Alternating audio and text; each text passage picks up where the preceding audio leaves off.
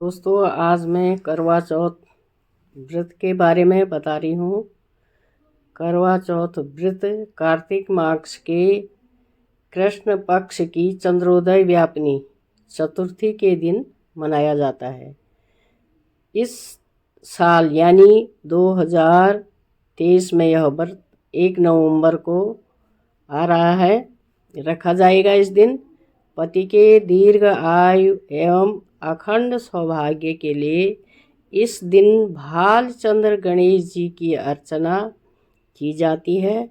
करवा चौथ में गणेश चतुर्थी के व्रत की तरह दिन भर उपवास रखकर रात में चंद्रमा को अर्घ्य देने के बाद ही भोजन फलाहार का विधान है। यह व्रत सौभाग्यवती महिलाएं अपने परिवार की परंपरा के अनुसार करती हैं।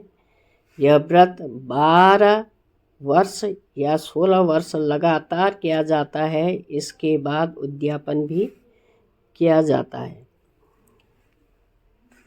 अब इसमें प्रतिबंध क्या क्या है? करवा चौथ में महिलाएं सूर्योदय से लेकर चंद्रोदय तक भोजन फलाहार पानी तक का परहेज रखती हैं।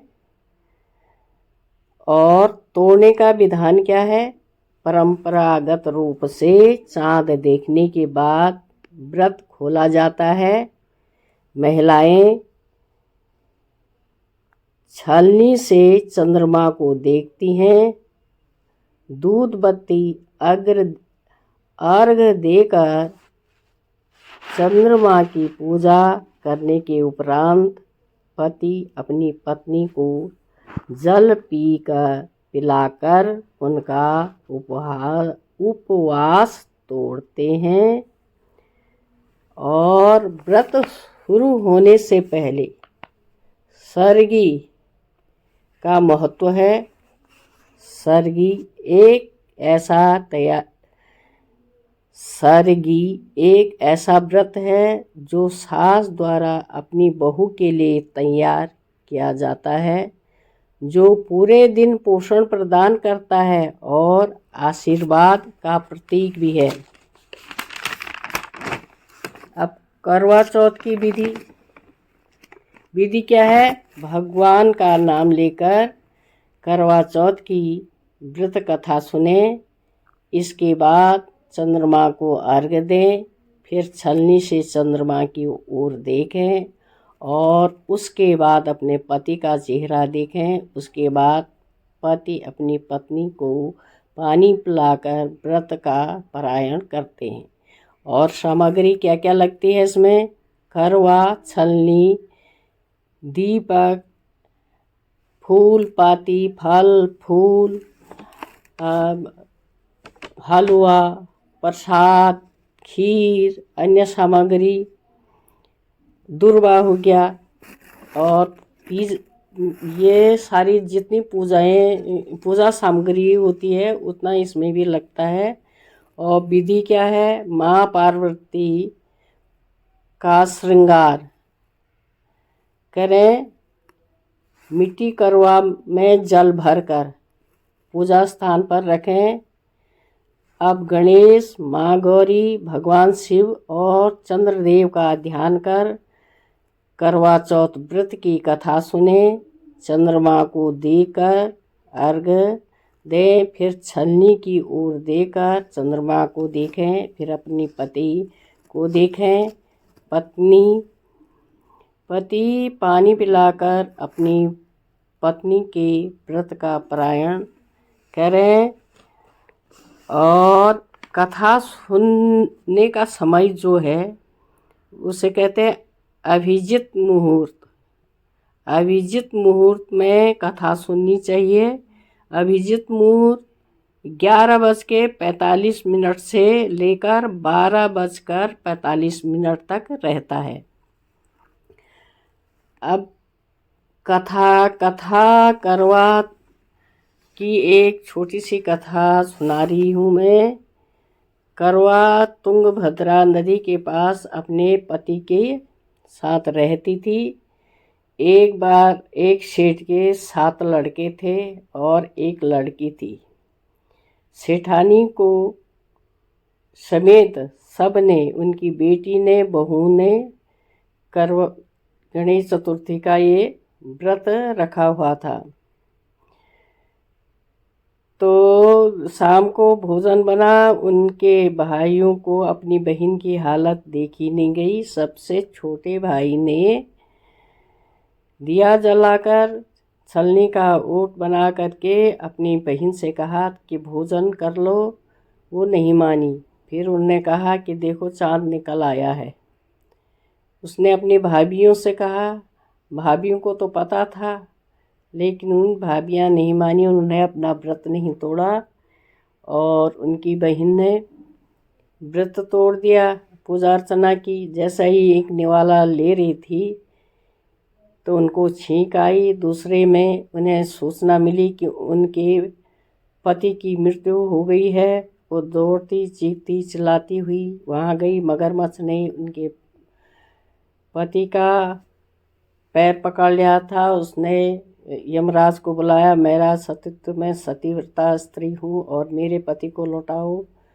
तो जब और ये मगरमच्छ को के प्राण तुम ले जा सकते हो, मेरे पति को मुझे लौटा दो। यमराज ने हार मान करके उसके पति को लौटा दिया, लेकिन उस मृत पति को लेकर के उसने 1 साल तक गणेश चतुर्थी का निराजल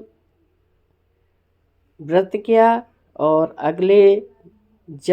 अगले साल को करवा चौथ के दिन उसने पूरी विधि विधान से उस व्रत को किया। फिर इस की भक्ति को देखकर यमराज भी हार गए और अपने पति के प्राण यमराज से बचाए थे।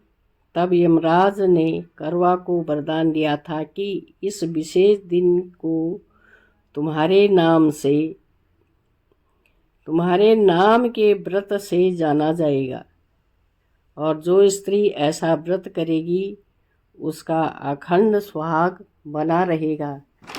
तब से अभी तक ये करवा चौथ का व्रत मनाया जाता है, लेकिन अब इसमें काफ़ी सुधार हो चुका है। इसके साथ साथ पति लोग भी इस व्रत को कर रहे हैं और कुंवारी लड़कियां भी इस व्रत को अपने अटल सुहाग और अच्छे पति के लिए इस व्रत को कर रही हैं। काफ़ी धूमधाम से यह व्रत मनाया जाता है। यह ज़्यादातर राजस्थान, उत्तर प्रदेश और मध्य प्रदेश में मनाया जाता है ये व्रत। और अब ये उत्तराखंड में भी इस व्रत को मनाने लग गए हैं। पहले उत्तराखंड में यह व्रत नहीं मनाया जाता था। आज टीवी के प्रचार से, यूट्यूब के प्रचार से सभी जगह यह व्रत बड़े धूमधाम से मनाया जा रहा है। सुबह से लेकर महिलाएं जल तक ग्रहण नहीं करती हैं और पूरे दिन उपवास रहती हैं, सजती हैं, संवरती हैं और मेहंदी लगाती हैं अपने हाथों में। और शाम को जब चंद्रमा निकलता है तो चंद्रमा की पूजा अर्चना करती हैं, चंद्रमा को अर्घ्य देती हैं और दीपक से उसकी पूजा करती हैं, छलनी से चंद्रमा को देखती हैं। उसके बाद अगर पति घर में है तो पति का चेहरा देखती हैं और पति सामने है तो पति जल देकर अपनी पत्नी के व्रत का पारायण करते हैं। इस तरह से ये आपसी प्रेम का प्रतीक है, सुख शांति का प्रतीक है और बहुत अच्छा है। और ये कहानी मैंने अल्प ज्ञान के अनुसार जितना भी सुनाया है, प्लीज़ आपको पसंद आई हो तो लाइक, शेयर, सब्सक्राइब ज़रूर कीजिए। और इसके बाद मैं आगे की कहानी आपको सुनाऊंगी। धन्यवाद।